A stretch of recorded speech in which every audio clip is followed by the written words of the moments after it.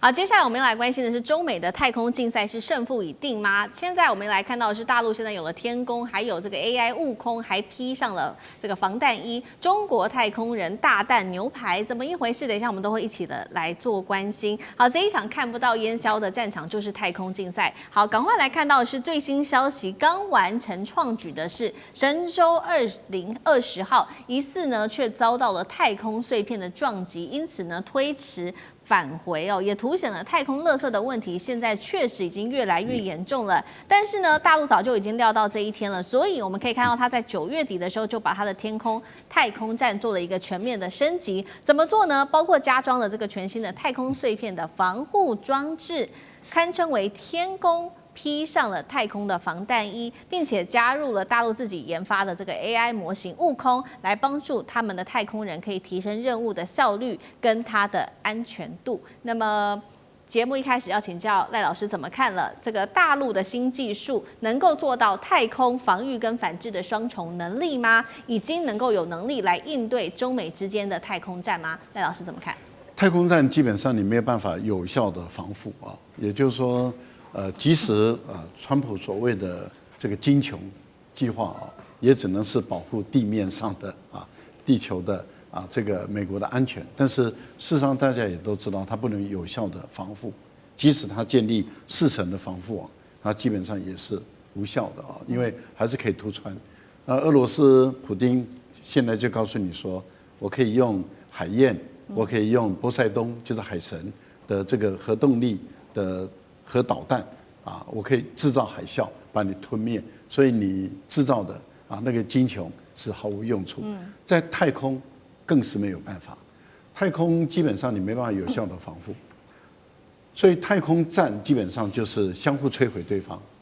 例如说我打你的卫星，你打我的卫星，这个只能够这样做。所以一般来讲，太空战绝对是攻击性的，不是防御性的。美国人跟日本说，我们建立太空军主要是为了防御，那是胡说，那是欺骗。因为你没有办法保护你的卫星的安全，你只能够去摧毁对方卫星的安全的存在而已。可是按照国际太空法的规定太空站你不能去攻击的。目前来讲，这个太空人是地球的资产。太空人如果他从太空降落到地球的时候，在任何一个地方，所有的任何人只要发现太空人降落，都必须要去协助他们、救护他们，这是规定因为它是国际资产，它不是属于个人。我想这个部分你们要先确定。所以基本上来讲，太空战是不能被攻击的。如果美国假设去攻击中国，假设是剩下唯一的人类间最后的唯一的太空战的话，美国也不可以攻击。一旦攻击的话，那一定是2国的核大战的开始。对这个是很重要的。那现在的最大的一个困扰是在哪里？是太空垃圾的问题。太空垃圾过去日本曾经有想过用垃圾网来去捕捞，也就是说在卫星里面发出那个垃圾网，去把垃圾捕捞回收。然后再送回地球的时候，让它在大气层被燃烧完成这是一种方式。因为太空垃圾已经对于很多卫星构成了很多的威胁，也就是说，例如说很多卫星它的动能是靠的太阳能板，而卫星本身被这个太空垃圾炸到的话，撞击到的话，它很有可能会失能。还有很多的卫星，它会，例如说有些国家的卫星做的品质比它差，它在太空一段时间以后，它会自己解体。就制造成为太空垃圾，有的是它的动力失去了，它往下坠落的过程中，它就慢慢的就解体了所以有各种各样的太空垃圾。那现在人类间还没有办法定出一个有关于太空垃圾的管制办法跟回收办法。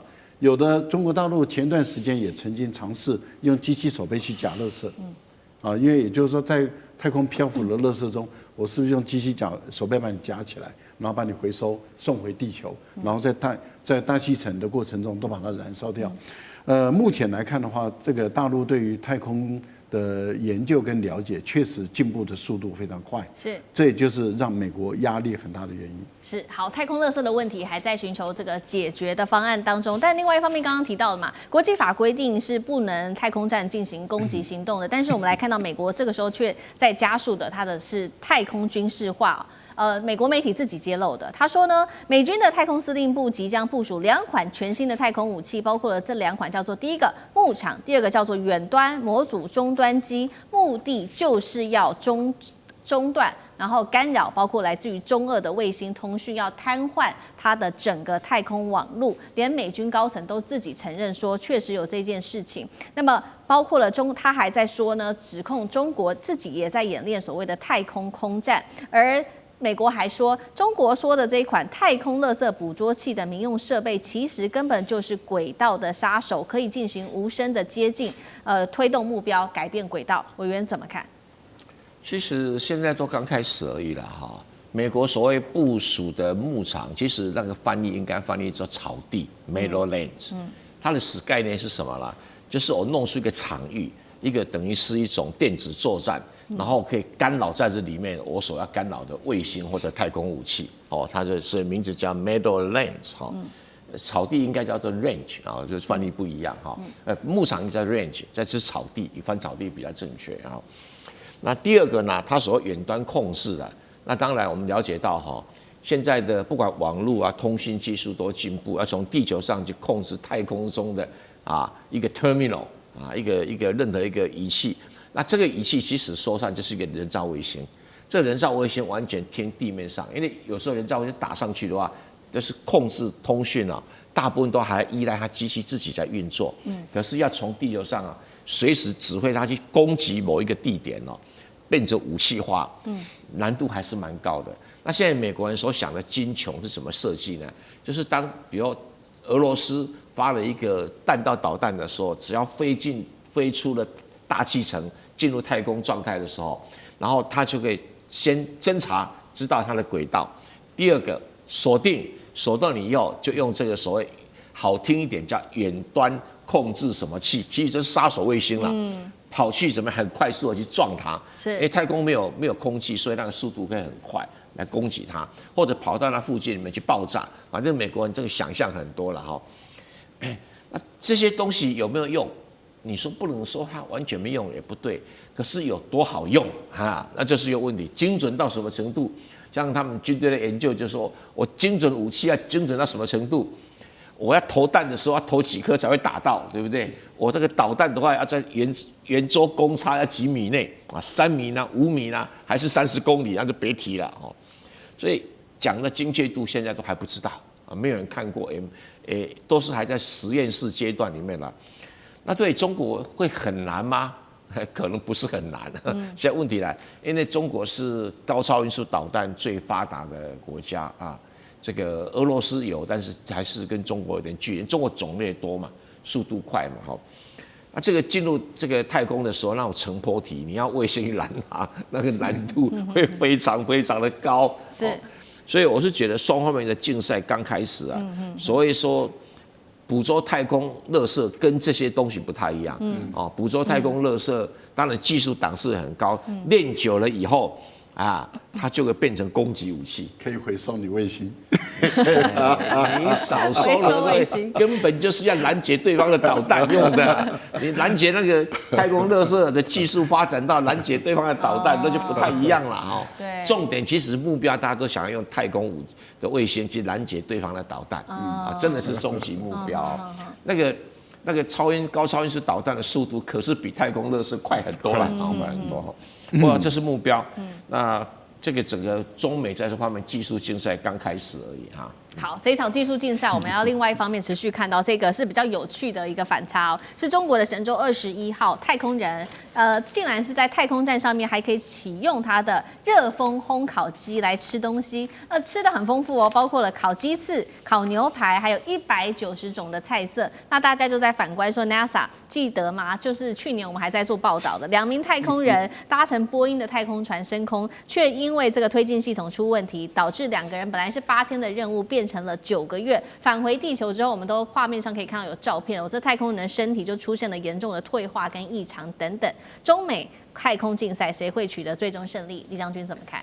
其实能够在太空站里面这个烤鸡翅、烤牛排是很高超的技术，因为我们以前看美国的太空人在太空之中，他们吃的食物叫太空包，就是一包一包对拿出来以后，顶多就是微波，然后那个塑料袋撕开来以后，它几乎是用这个果冻的方式用吸的来补充营养。那没有人说是在太空站里面烤这个牛排的啦。为什么？因为我们在家里头烤牛排的话，如果你家里面通风不好的话，那个油烟味是很重的，你知道。那你在太空站里面，你不可能把窗户打开让那个油烟散出去，那是不可能的事情。所以说，你怎么样让这个空气之中能够过滤掉，能够保持太空站的空气清新来讲的话，这就是一个这个相当高的高科技啊。那美国这两位太空人，什么叫鸡腿症呢？因为他们在太空之中没有运动嘛，在太空之中待了9个月，完全没有运动，那肌肉这个能量就消失掉，所以腿就变得很细，他们叫鸡腿症。那因为在太空之中没有重力所以它人体的水分会这个向上面这个不会往下肢来这个活动就往上飘，往上飘来我讲的话。那水分就变少，那整个腿就变细白白的，他们称之为这个婴儿症那但是中国太空船上面，这个太空站上面他们有运动器材，每天要固定去那个运动器材那边做健身运动。那倒不见得是要目的不见得是要练肌肉，而是让他们能够保持正常的体能状态。那这样的话，如果返回地球之后他经过很短的时间复健，才可以恢复在地球上面有重力状况之下正常的生活。那刚刚讲到这个太空的未来作战来讲的话，你要知道我们战略学者有所谓的海权论，有所谓陆权论，你知道还有空权论。空权论是意大利的战略学者叫杜黑他所提的叫空权论。他认为说是未来谁能够掌握这个空中他那个时代还没有到太空。他认为谁能够掌握空中，谁就能够掌握世界的优势那现在来讲，不只是空中，甚至于发展到太空。中美两国现在目前也积极朝太空在发展。我们看到美军它已经正式，它有一个所谓太空司令部，已经正式成军了有一个太空司令部，那负责太空的所有的一个作战战略的一个规划。